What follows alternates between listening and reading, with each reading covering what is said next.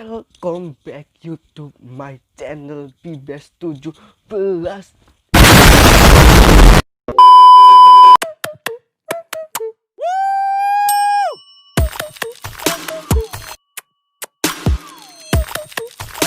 Assalamualaikum warahmatullahi wabarakatuh. Perkenalkan, nama saya Muhammad Habib Alif Gede dari kelas 11 MIPA 8.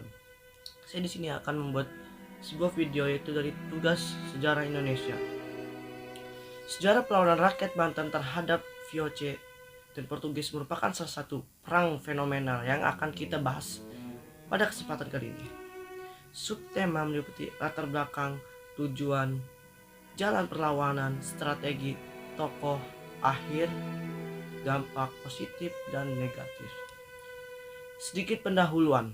Banten adalah sebuah provinsi yang lokasinya paling barat dari Pulau Jawa.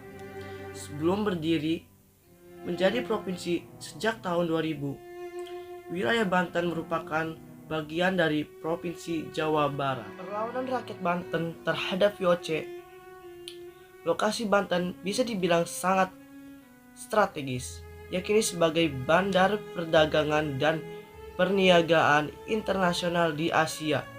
Adanya pelabuhan dari tata administrasi pemerintah yang modern membuat perkembangan ekonomi rakyat Banten sangat cepat. Sebelum datangnya Belanda, orang-orang Portugis dan Inggris telah masuk ke daerah ini terlebih dahulu. Persaingan antara pedagang Eropa akhirnya dimenangkan oleh Belanda. Orang Portugis melarikan diri setelah kalah perang dengan Belanda pada tahun 1601. Sementara itu, Inggris keluar dari wilayah Banten pada tahun 1684. Belanda melalui kongsi dengan kongsi dagangannya bernama VOC berusaha menguasai daerah Banten sehingga memicu terjadinya konflik bersejarah yang sekarang kita kenal dengan sejarah perlawanan rakyat Banten terhadap VOC Belanda. Latar belakang perlawanan Banten terhadap VOC. Banten sebagai kesultanan mencapai puncak kejayaan pada masa pemerintahan Sultan Ageng Tirtayasa 1650 sampai 1682. Latar belakang terjadinya perlawanan rakyat Banten terhadap Belanda disebabkan karena VOC berusaha memonopoli perdagangan dan menghalang-halangi perdagangan di Banten. Saat Sultan Ageng Tirtayasa berkuasa, perlawanan Banten terhadap VOC dimulai, ditandai dengan ditolak segala aturan dan kebijakan yang dikeluarkan oleh VOC. Ia pun berusaha mengusir VOC dari Batavia. Usaha VOC menguasai wilayah Banten ternyata tidak pernah berhasil dilakukan, sehingga Belanda terpaksa membuat bandar di Batavia pada tahun 1619. Pembangunan pelabuhan dagang ini mengakibatkan persaingan antara Banten dan Batavia. Belanda sebagai bandar utama perdagangan internasional di Asia semakin memanas. Pada masa kejayaan perkembangan Banten dengan segala usaha yang dilakukan oleh Sultan Ageng Tirtayasa untuk memulihkan perdagangan ternyata tidak disenangi oleh VOC. Usaha VOC untuk melemahkan peran Banten sebagai bandar perdagangan dilakukan dengan licik, yaitu melakukan blokade kapal-kapal dagang dari Maluku yang akan menuju Banten. Jalan perlawanan Banten terhadap VOC dan strateginya. Jalannya perlawanan Banten terhadap VOC dimulai ketika melakukan perusakan terhadap kebun-kebun milik VOC. salah satu sasarannya ini tanaman tebu. Akibat serangan yang dilakukan tersebut, VOC kemudian mempertahan kota Batavia dengan mendirikan benteng. Salah satu yang bernama Nordjewijk. Sultan Ageng Tirtayasa juga memperkuat pertahanan Banten dengan membuat saluran irigasi yang membentang dari Sungai Pontang sampai Sungai Untung Jawa. Pembuatan saluran irigasi ini merupakan untuk memudahkan transportasi perang dan kepentingan irigasi pertanian. Gangguan dan serangan terhadap VOC terus dilakukan. Salah satu caranya dengan mengobarkan semangat anti VOC pada tahun 1671. Sultan Ageng Tirtayasa mengangkat putra mahkota Abdul Khor sebagai raja pembantu yang lebih dikenal dengan nama Sultan Haji. Sebagai raja pembantu, Sultan Haji bertanggung jawab urusan dalam negeri dan Sultan Ageng Tirtayasa bertanggung jawab urusan luar negeri, dibantu putranya yang lain, yaitu Pangeran Arya Purbaya. Pemisahan urusan pemerintahan di Banten ini tercium oleh perwakilan VOC di Banten, Wycliffe. Ia kemudian mendekati dan menghasut Sultan Haji agar urusan pemerintahan di Banten tidak dipisah-pisah dan jangan sampai kekuasaan jatuh ke tangan Arya Purbaya. Karena hasutan VOC ini, Sultan Haji mencurigai ayah dan saudaranya. Sultan Haji juga sangat khawatir apabila dirinya tidak segera dinobatkan sebagai sultan. Sangat mungkin jabatan sultan itu akan diberikan kepada Pangeran Arya Purbaya.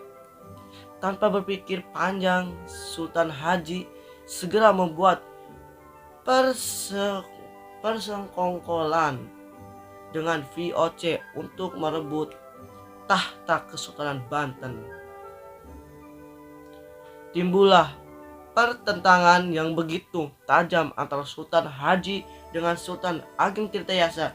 Dalam persengkongkolan tersebut, VOC sanggup membantu Sultan Haji untuk merebut Kesultanan Banten, tetapi dengan 4 syarat. Syarat pertama, Banten harus menyerahkan Cirebon kepada VOC.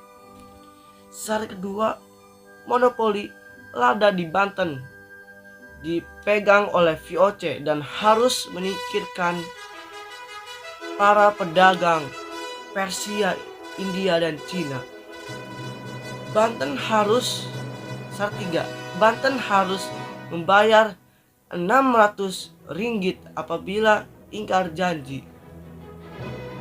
Syarat keempat, pasukan Banten yang menguasai daerah pantai dan pedalaman Priangan segera ditarik kembali. Isi perjanjian ini disetujui oleh Sultan Haji. Pada tahun 1681, VOC atas nama Sultan Haji berhasil merebut Kesultanan Banten. Istana Surosowan berhasil dikuasai Sultan Haji menjadi Sultan Banten yang berkedudukan di Istana Surosowan. Sultan Ageng kemudian membangun istana yang baru berpusat di Tirtayasa. Akhir perlawanan Banten terhadap VOC. Sultan Ageng Tirtayasa berusaha merebut kembali Kesultanan Banten dari Sultan Haji yang didukung VOC. Pada tahun 1682, pasukan Sultan Ageng Tirtayasa berhasil mengepung istana Surosoan, Sultan Haji terdesak dan segera meminta bantuan tentara VOC. Datanglah bantuan tentara VOC dari bawah pimpinan Francois Tax. Sultan Agung Tirtayasa dapat dipukul mundur dan terdesak hingga benteng Tirtayasa. Sultan Agung Tirtayasa akhirnya meloloskan diri bersama putranya Pangeran Purbaya ke hutan Lebak. Mereka masih melancarkan serangan sekalipun dengan bergerilya. Tentara VOC terus memburu Sultan Agung Tirtayasa beserta pengikutnya yang kemudian bergerak ke arah baru setelah melalui tipu muslihat.